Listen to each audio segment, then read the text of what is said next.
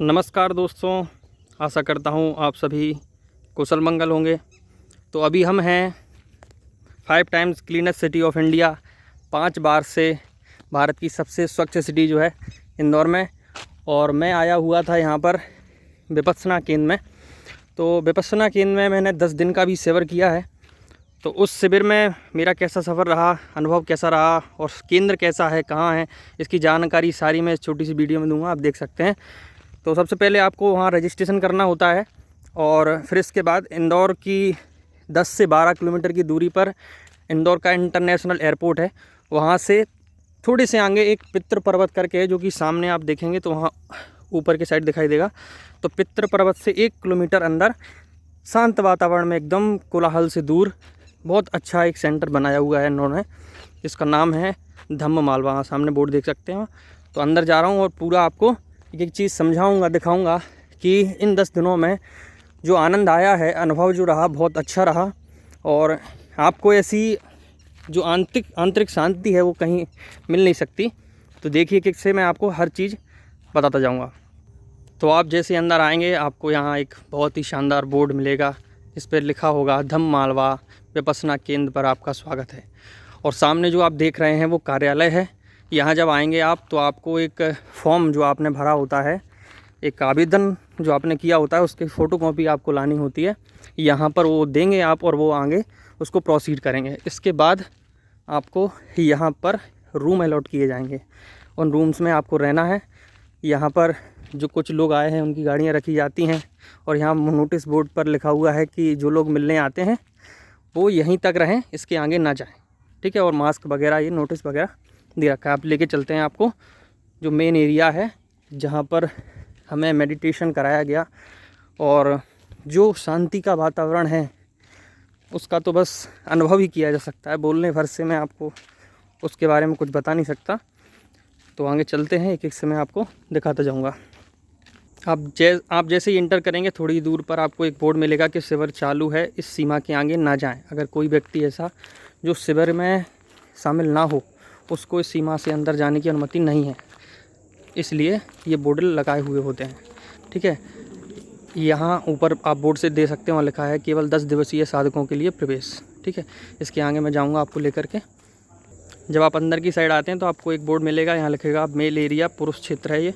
यहाँ से आप अंदर की ओर एंट्री करेंगे तो यहाँ पर फिर एक नोटिस बोर्ड मिलेगा।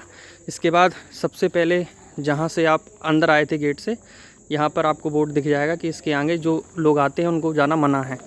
और सबसे पहले मैं आपको दिखा रहा हूँ कि यहाँ जो डाइनिंग हॉल है, लोगों को जो खाना दिया जाता है, वो लोग खुद खाली थाली लेकर के जाते हैं, उसको धोते हैं और खाना खा करके उसको व्यवस्थित रखते हैं। आप ये देखेंगे, ये जगह है, यहाँ लोग थाली धो करके अपने हाथ से यहाँ रख देते हैं और पूरी तरीके से शांत रहते हैं। आज अंतिम दिन है, इसलिए ये लोग बोल रहे हैं, मौन खुल गया है, इसलिए ये देख सकते हैं आप।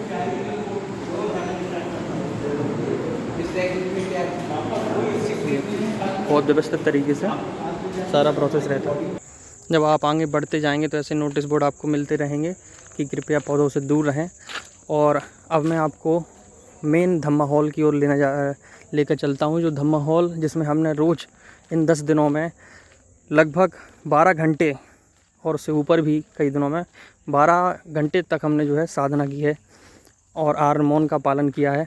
तो उसको मैं दिखाऊंगा। जब तक विपश्यना के बारे में कुछ बता देता हूँ आपको। ये थोड़ी दूरी है डाइनिंग हॉल से, धम्मा हॉल और रूम्स के बीच में। तो विपश्यना का अर्थ होता है विशेष रूप से देखना।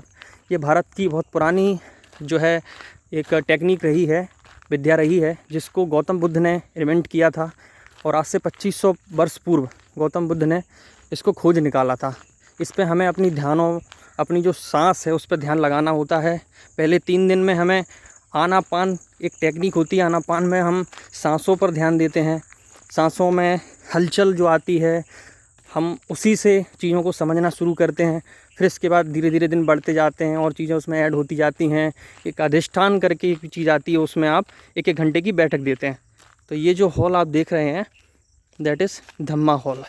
इसमें हमें जब भी आना होता है, एकदम आर्य मौन का पालन करना होता है। आर्य मौन से मतलब होता है कि ऐसा मौन जिसमें आप इन 10 दिनों में इशारों से भी किसी से बात नहीं कर सकते। आपको किसी भी प्रकार से बात नहीं करनी है, इशारों में भी नहीं, आँखों से या शरीर के किसी अंगों से इशारा करके भी बात नहीं करनी है। ऐसा आर्य मौन का मतलब होता है। तो अब मैं आपको वहीं लेके चल रहा हूँ। तो अब मैं आपको यहाँ लेके आ गया हूँ द मॉल में।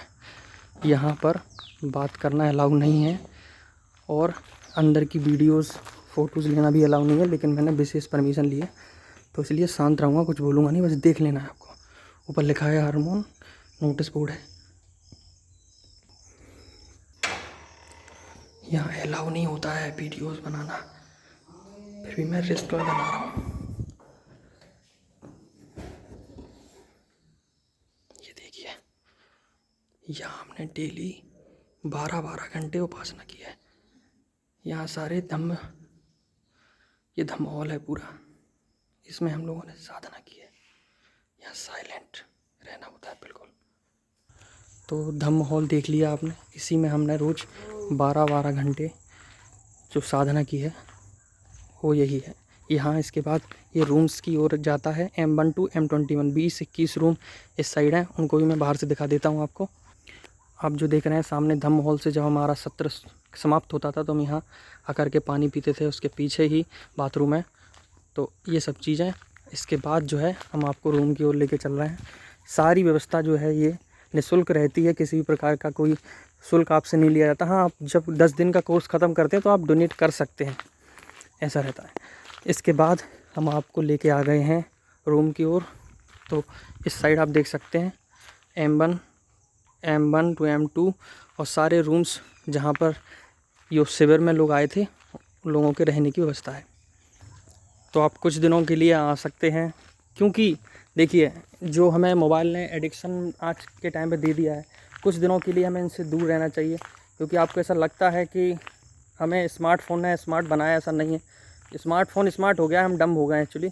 हमसे ज़्यादा सुखी और आनंद में लोग पहले के टाइम पर थे। आज के टाइम पे ज्यों-ज्यों स्मार्ट टेक्नोलॉजी आती जा रही है, हम उसकी गिरफ्त में आते जा रहे हैं। तो ये सब चीज़ें करने के लिए आपको इतना शानदार शांत वातावरण मेरे ख्याल से केवल हिमालय की वादियों में ही मिलेगा, फिर आप वहाँ जा सकते हैं। अन्यत्र सिटीज़ में आपको नहीं मिल पाएगा। उसके लिए आपको विपश्यना केंद्र में आना होगा। मुझे बहुत ही शानदार आंतरिक शांति मिली है, जिसका मैं अनुभव आपको केवल करके ही आप समझ पाएंगे। इसको मैं आपको बता नहीं सकता, आपको कुछ इसका एक्सपीरियंस करना होगा। जिस प्रकार से अगर आप कहें कि भाई कोई व्यक्ति रहता है, उसको स्विमिंग सीखनी होती है, तो मैं उसको टेक्निक बता दूंगा कि पानी में कूदना है या हाथ चलाना है। जब तक वो कूदेगा नहीं, सीखेगा नहीं, तब तक उसको कुछ नहीं आएगा। तो खुद करना पड़ेगा, इसके बाद ही आप समझ पाएंगे। बहुत ही शानदार अनुभव रहा। आप भी आएँ और अपने मन को, अपने विचारों को निर्मल करें।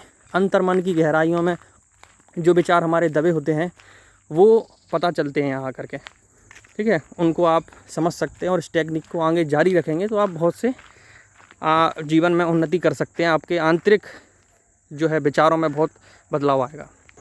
तो ये हमारे सर हैं जिन्होंने, ये तीसरा इनका शिविर है ये, इसके पहले 2 शिविर ले चुके हैं, सीनियर है। और कैसा इनका अनुभव रहा हमसे पूछते हैं।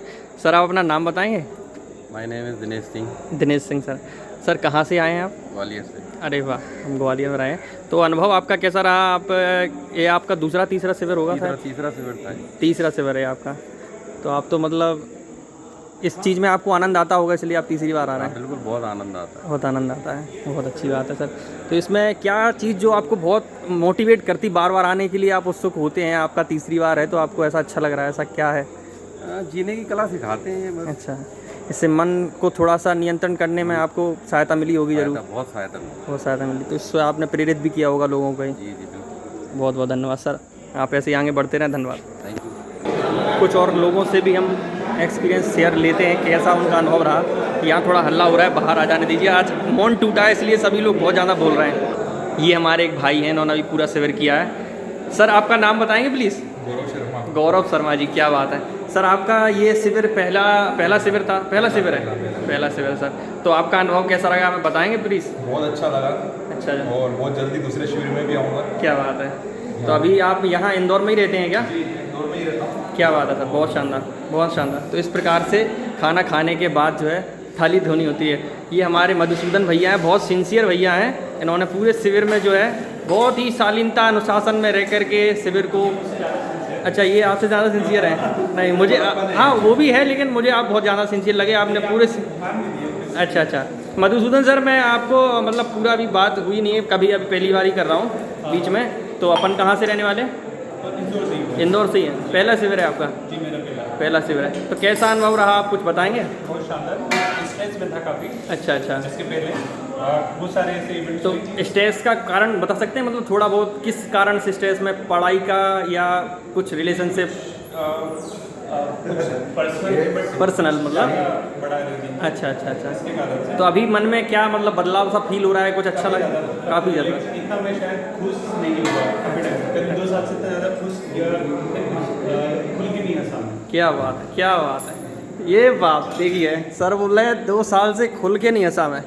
गजब है गजब। ये हमारे सर हैं, ये सर सबसे सीनियर हैं और लगभग चौथा 5वां सर कौन सा शिविर है? छठवां शिविर है सर का। तो सर हमें थोड़ा सा एक ब्लॉग बना रहा था, यूट्यूब पे मैं वीडियोस डालता हूँ। तो सर मुझे आप नाम बता दीजिए पहले तो अपना। अश्विन शर्मा सर हैं हमारे। सर ये शिविर 6वीं बार आपने किया है, तो आप मतलब आपको बहुत कुछ लाभ मिला होगा इससे? बहुत लाभ मिला होगा। आंतरिक शांति बहुत ज़्यादा मिली होगी? आंतरिक शांति, प्रैक्टिकल जीवन में आने वाले सब तरह के नेगेटिव झेल के भी हाँ। अगर हम खुश हैं जी, तो हमारी विपश्यना सफल है। क्या बात है, क्या बात है। ना, जीवन में बहुत नेगेटिविटी आती है जो आप रीज़न नहीं होते हो उसके। हाँ। बहुत सारी चीज़ें ऐसी होती है कि जिसमें आप स्वयं रीज़न हो, आपकी वजह से आपको चोट लगी, आप चल रहे थे आपने देखा नहीं, ठोकर लगी, लेकिन बगैर देखे भी आपके साथ अगर कोई नेगेटिविटी घटती है और उस समय भी आप समता में रहते हो, तो ये विपश्यना की ताकत। क्या बात है सर, बहुत शानदार। ये एक्चुअल लाइफ। क्या बात है सर, क्या बात है। तो सर देखिए 6वीं बार आए हैं अश्विन सर। इन्होंने बताया कि इनको इतनी ज़्यादा आत्मिक शांति मिलती है इसलिए बार बार आते हैं। कारण उसका यही है कि आप एटमॉस्फेयर आपको ऐसा मिलता है, चारों तरफ शांति ही शांति होती है, मन को जानने की, आपको हर चीज़ विकारों को पहचानने की आपको पूरी छूट मिलती है। तो उसी लिए आप जो है इतना सुकून, इतना आनंद महसूस करते हैं। आशा करता हूँ आपको अच्छा लगा होगा। तो आप भी आएँ, और आने के लिए आपको मैं सारी जानकारियाँ डिस्क्रिप्शन में दे दूँगा, तो लिंक पे जाकर आप सारी जानकारी ले सकते हैं। देखने के लिए बहुत बहुत धन्यवाद।